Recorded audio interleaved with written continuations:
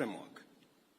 In this regard, the enhanced implementation of the National Ethics and Anti-Corruption Policy, Sessional Paper number 2 of 2018, is critical. Our aim is to significantly reduce the severity of corruption and the prevalence of unethical practices by providing a comprehensive framework to promote integrity and combat corruption in a sustainable manner. And that is why I believe in building the institutional capacity of EACC to forestall corruption before it happens and to deal with the challenges of corruption in a manner that is a whole of institution approach.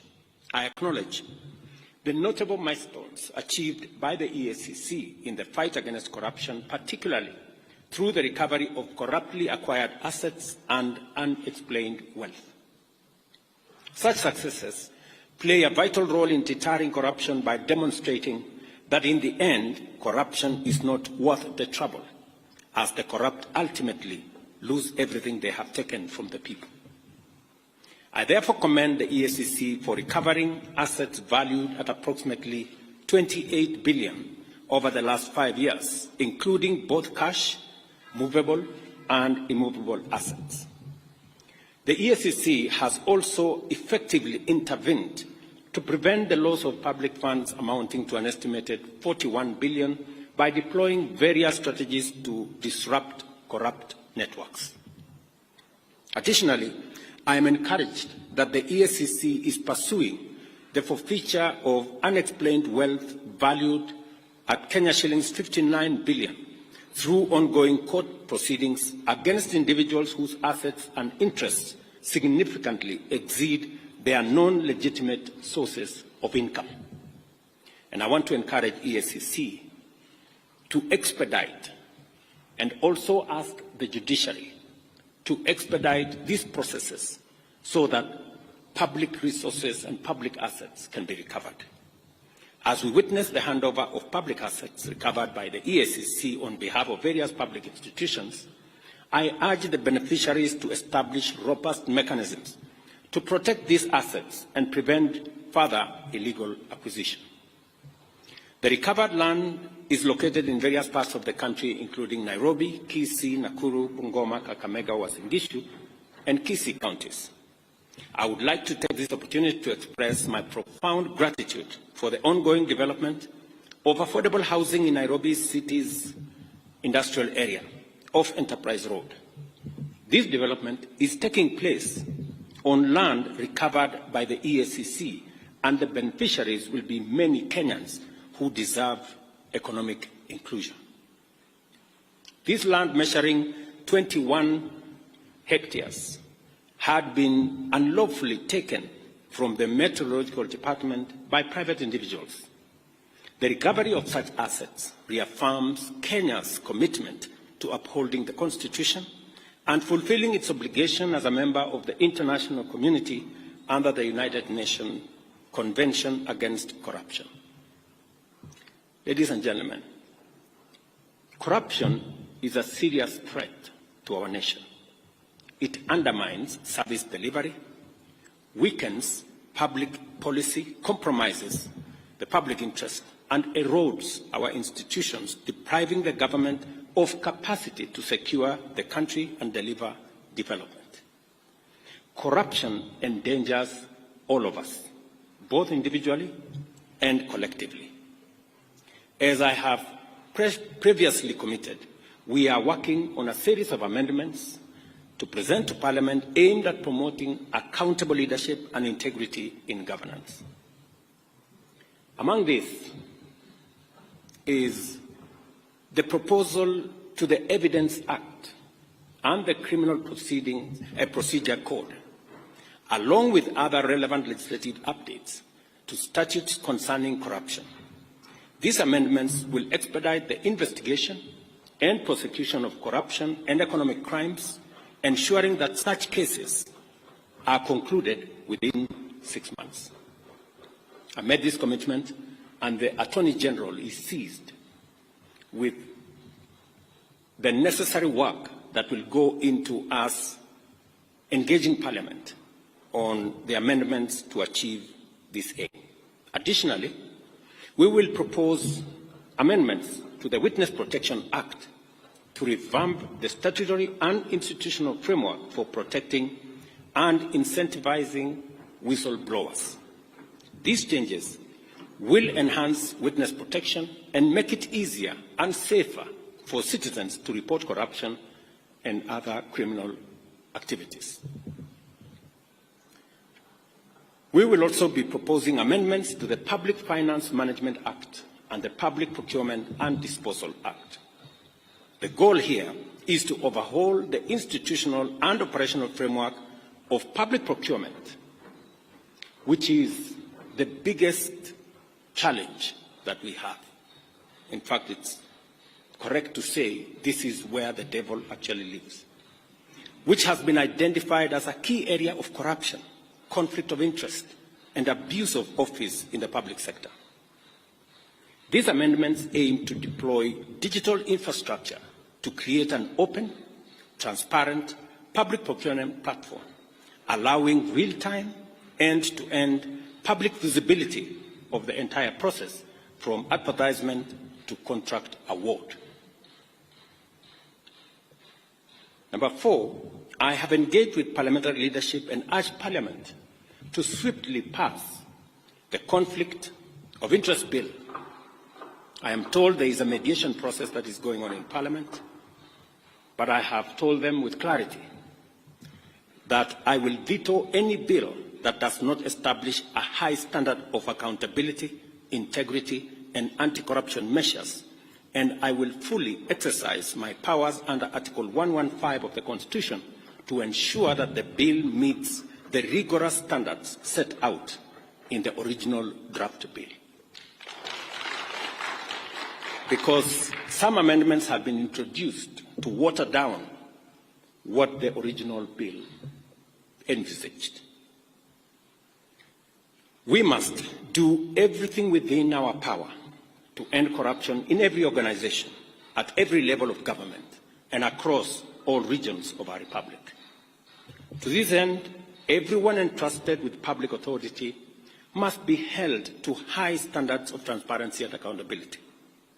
Parliament and all stakeholders must work together to strengthen the anti-corruption legal framework, ensuring the swift resolution of corruption cases.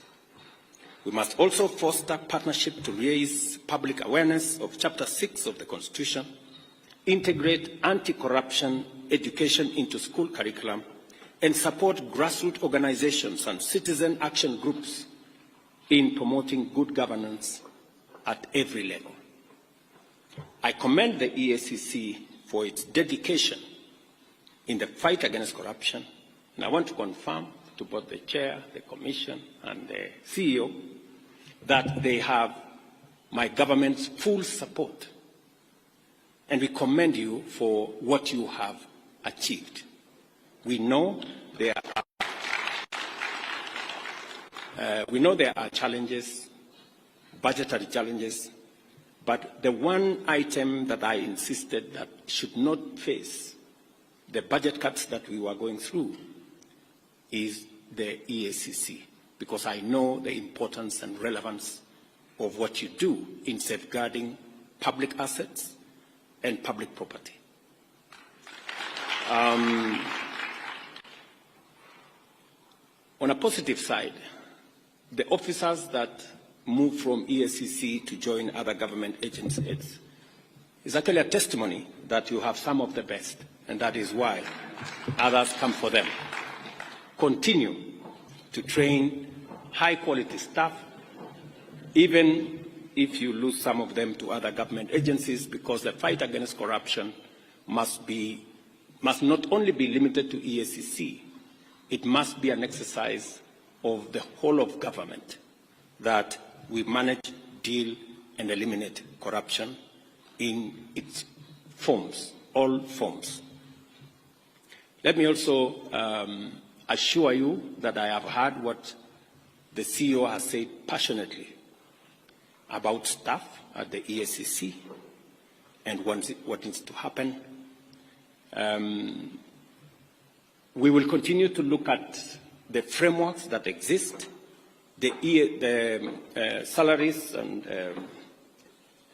commission is seized with all these matters, and we must continue to respect the salaries commission because they help us manage the resources that we have within the exigencies of all the requirements that come from all departments.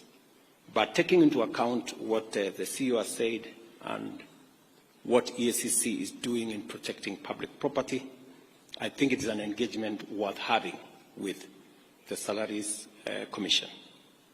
So we will look at the opportunities available, and as we turn around our economy, and I'm very happy with the progress that we have made, we should be able to make additional resources available for EACC to continue the good job that they are doing. I also want to state categorically that the other measures that we have proposed from the Evidence Act to Witness Protection Act to Public Procurement Act, these are time-bound, and I want to ask the Office of the Attorney General to expedite these pieces of legislation so that we can strengthen our legal framework in the fight against corruption and protect public property. I am a great believer in building these institutions and allowing the institutions to execute their mandate. The chairman here will tell you, who was my pastor before he retired, that I have never called him to tell him anything about what he is supposed to do with the corrupt. Because I am a great believer that institutions should deal with their issues and manage the mandate that they have and deal with any matter, anybody, every person in the manner in which the law provides. Because at the bottom of the line is that we are a country of the rule of law. And each and every one of us must subject themselves to the rule of law. Otherwise, if we have different rules for different people, we will end up with the animal farm. And I don't think that is where we want to take our country.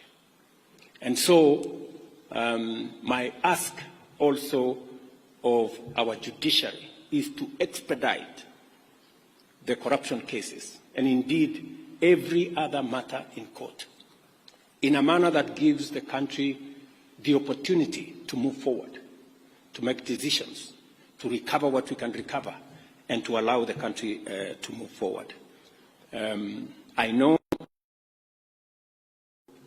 indicated to me the budgetary challenges that they have, and I think it's the case with all our other institutions, and it is a bigger statement as to what we need to do as Kenyans on how to make sure that we use the resources we have in a very prudent manner, and we also find ways and means of ensuring that we have sufficient resources and we account for them.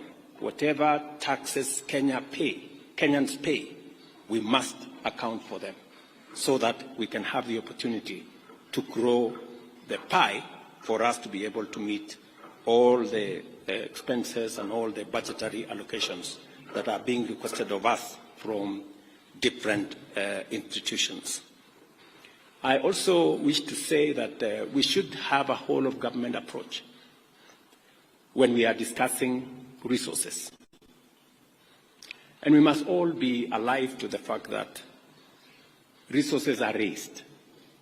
And so we must all contribute to making sure that we have the requisite resources to be able to meet all the needs and the requirements of all the institutions that support our governance structure and provide the resources for the development of our country. I am very confident that working together between the judiciary, the legislature, and the executive, as we have undertaken, we should be able to move the country pretty fast into the next level. So again, I commend EACC, and I want to assure them that we will continue to undertake necessary reforms to strengthen oversight institutions and improve service delivery to all the people of Kenya. And I'm asking all arms of government to work together in concert to make sure that we not only raise the resources that are necessary for us to run the affairs of our nation, but resources raised must also be protected by all of us, making sure that we account for every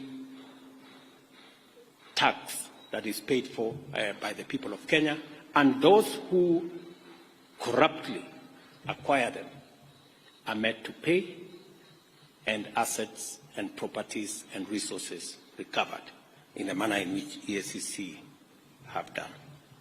So thank you very much. My very best wishes. And again to EACC, congratulations.